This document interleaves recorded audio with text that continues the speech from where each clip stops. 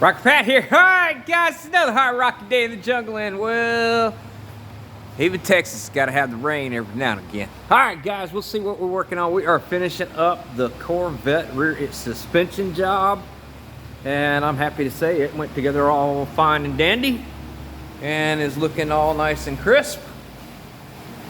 I think the customer will be happy with that. I'm happy with it. Gotta do a pressure bleed on it to finish bleeding the brakes. I've done a gravity bleed, but I'll get my buddy over here and we'll do a pressure bleed.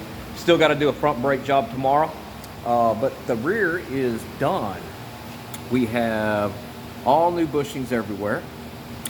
I elected to get the long bolts because normally with that spring that's laying down there on the ground, it's a son of a bitch to get that thing jacked up in there and all that. It's easier with the long bolts, but this composite spring that I put in there, not exactly sure where I need to adjust that to. I got it up as tight as it'll go. Well, not quite as tight as it'll go, but it's like right at the threads on both sides. I'll put the wheels on it, and then we'll set it on the ground, and I will see how it sits, and then I will adjust the ride height from there. How this thing works is kind of weird. Remember, this is well, this had to get started being developed in the late 50s. So it could be on the road by 62. So technically, this is 1962 technology that you're looking at right there. And it's kind of weird. I don't know what they were thinking. But basically what's going on here is the half shaft here is acting as though it's an upper control arm, like in the front end. So all the way to this wheel, wanting to push this way continuously, is jabbing the half shaft into the rear end. And this bar right here is the second part of that link. Basically would be your lower control arm, I would say. Okay? I know that's not what it's called, but when you think about it, and how all this is going to pivot and everything, and which way the weight's going to go, because that's it. These two things right here is what's holding the wheels from falling in and out. So that means all the weight is going that way. Okay? This is not as much as up there, because this is steady. It's going to be kind of wanting to pull it this way, and all the other weight is going that way. This part of it, okay, is just what's dragging it forward and then backwards. So when you push on the gas, it's pushing on this bushing right here, making the car go forward. All right? Now up inside this pocket right here are shims. You can see that stack of shim there and that stack of shim there. What that does is, with that cotter pin, you take those shims out, and that moves that control arm right there in and out, or well, no, in and back out, okay? And that sets your toe of your tire.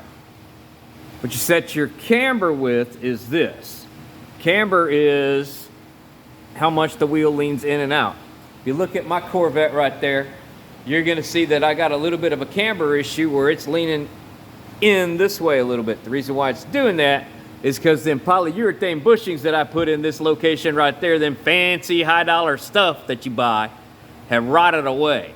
So this one's got actual factory rubber, okay?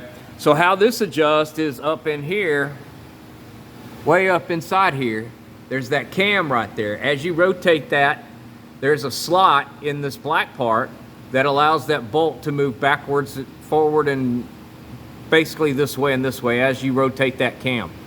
There's another one up over here. So yeah, that's how that works. It's kind of crazy that somebody would make it this way, but they did. And here we go. So the car got all brand new brake hoses. I haven't done the front ones yet. I'll do those tomorrow morning. Back here got new calipers, pads, and rotors. No, I did not change the parking brakes. And yes, I know it had a crack in it. There was a comment about that, and appreciate that. But yes, I did see that crack. Hey man, don't plan on using the emergency brake for anything but a state inspection, and they just canceled that here in Texas, so I don't need the damn thing anyways. Yeah. So anyway, yeah, there you go. And Not using polyurethane anymore because crap just breaks apart, falls apart. So went ahead back with the factory rubber in this location and the factory rubber up in the pocket right there. And there's your good view of the brand new bushing inside and how the shim packs are going to work. Okay, if you need to move the toe out, then you move the shim from side to side, and that moves everything around and all that. All right, guys. Well, there you go. Got to get it down off the car, off the lift, see how it looks with the tires on it, see how high it is. I'm suspecting it's going to be sitting pretty high when I put it on the ground, and then I'll adjust it from there. Got to get it over to alignment shop so we can see what we got going on that and everything. But anyway, this will probably be the last video of it, or I might show some once it's all done and everything. But it'll be a short or something. Something like that, I don't know. Anyway, got to get it to the alignment shop and all that kind of stuff. But y'all keep rocking and rolling and rolling and rocking. That's one more hot rod back on the road again. All right, y'all keep rocking.